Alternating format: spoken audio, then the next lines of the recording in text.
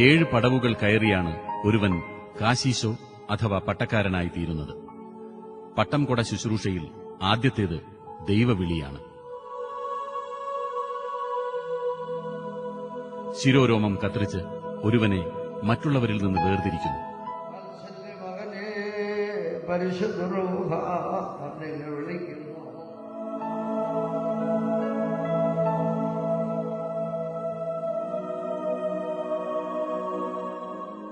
കൈവയ്പ് ഒരു പ്രധാന ചടങ്ങാണ്.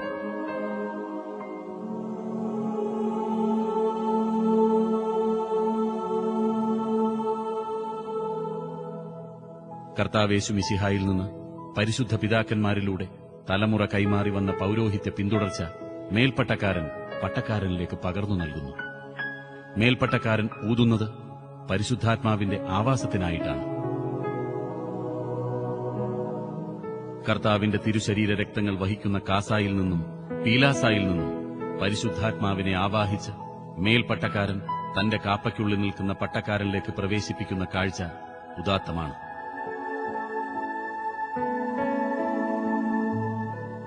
പരിശുദ്ധാത്മാഭിഷേകത്തോടെ ചടങ്ങ് പൂർത്തിയാകുന്നു. ശ്രേഷ്ഠ ബാവ തിരുമേനി 200-ലധികം വൈദികർക്ക് പട്ടം നൽകിയിട്ടുണ്ട്.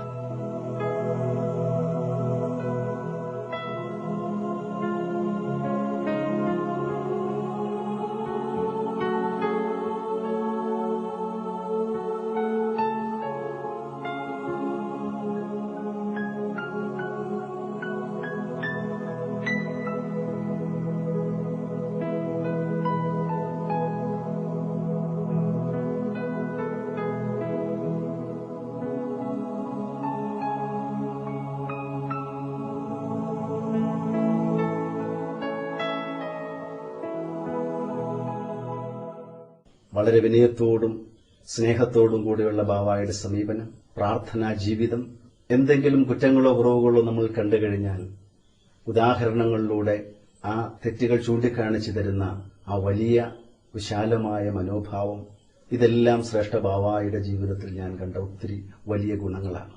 ആദിമ നൂറ്റാണ്ടുകളിൽ പരിശുദ്ധ സഭ വലിയൊരു പ്രതിസന്ധിയിലായിരുന്നപ്പോൾ ഒന്നുമില്ലായ്മയിൽ നിന്ന് ഓടി നടന്ന സഭയെ ഉദ്ധരിച്ച് പട്ടക്കാരെയും അതോടൊപ്പം തന്നെ ആരാധനാലയങ്ങളും നിർമ്മിച്ച് സഭയ്ക്ക് നൽകിയ യാക്കോബ് പ്രധാനിയുടെ പേരാണല്ലോ ഇന്ന് യാക്കോബായക്കാർക്ക് ലഭിച്ചിരിക്കുന്നത്.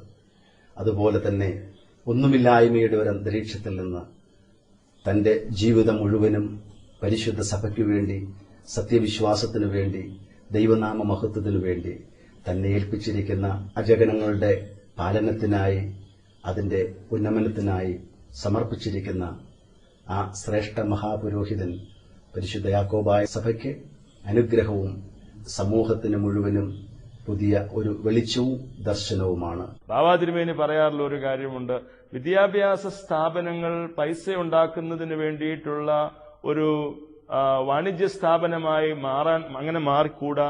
അതേസമയം അർഹതപ്പെട്ടവർക്ക് സാമ്പത്തിക സഹായം കൊടുത്തുകൊണ്ട് തന്നെ അവർക്കൂടെ പഠനം ഉറപ്പുവരുത്തുന്ന ഒരു സംവിധാനമായിരിക്കണം നമ്മുടെ വിദ്യാഭ്യാസ സംസ്കാരത്തിലും നമ്മുടെ ക്രിസ്ത്യൻ മാനേജ്മെന്റിൽ ഉണ്ടാകേണ്ടത് എന്ന് ബാവ എപ്പോഴും പറയാറുണ്ട്. പലപ്പോഴും സ്ഥാപനങ്ങൾ തുടങ്ങുമ്പോൾ പ്രാരാബ്ധമുണ്ടാകും.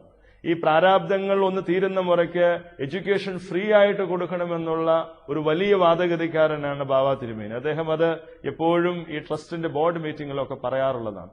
അദ്ദേഹം പറഞ്ഞു തരുന്നതായ ഇൻസ്പിറേഷൻസ്, അദ്ദേഹത്തിന്റെ ജീവിതത്തിലൂടെ അദ്ദേഹം വെളിപ്പെടുത്തിയിട്ടുള്ളതായ പല കാര്യങ്ങളും സഭയ്ക്ക് മുന്നോട്ടുള്ള ഭാഗധേയത്വം നിർണയിക്കുവാൻ തക്കവിധം പര്യാപ്തമാണ്. അത് സമൂഹത്തോടുള്ളതായ പ്രതിബദ്ധതയിൽ നിന്നുകൊണ്ട് തന്നെ.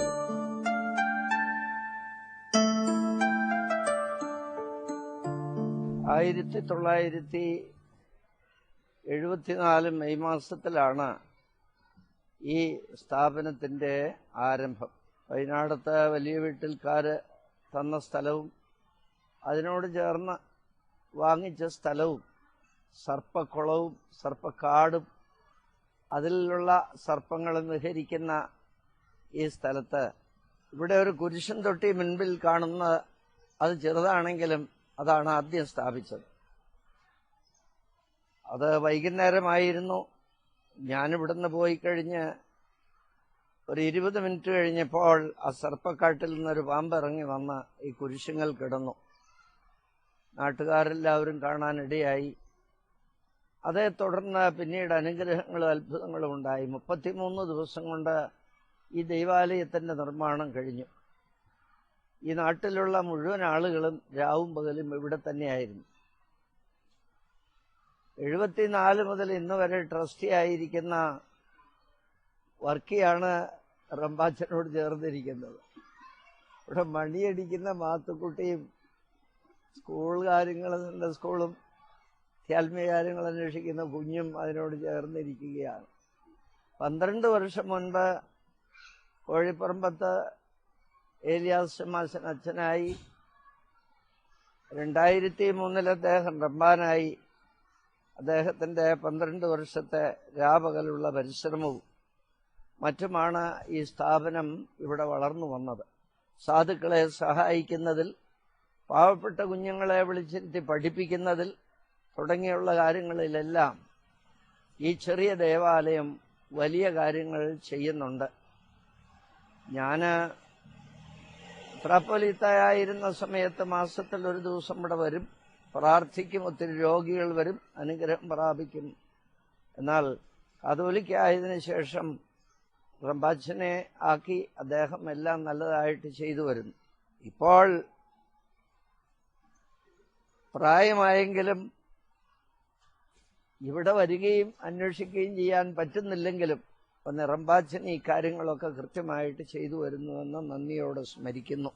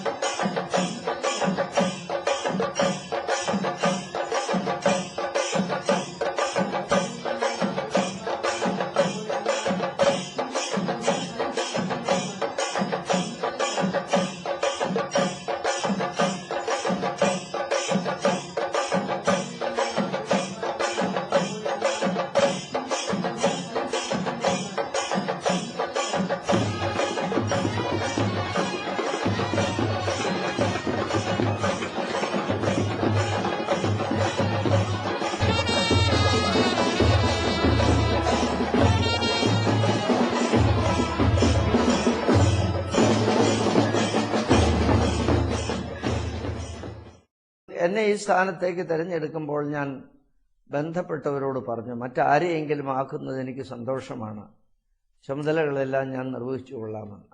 പക്ഷെ ആരും അത് ചെവിക്കൊണ്ടില്ല.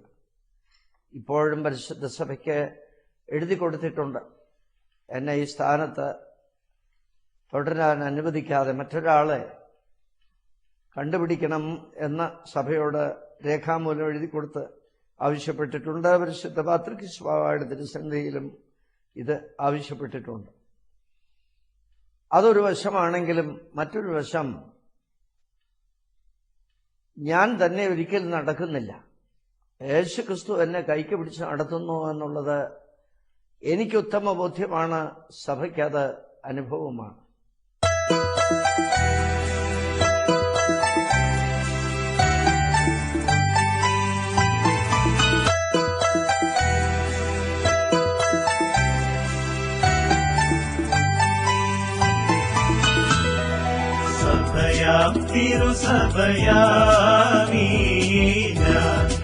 അത്യുന്നതനുടെ മണവാട്ടി പാവന സഭ ചൊന്നീടുന്നു, എൻ വരനേവൻ ഞാൻ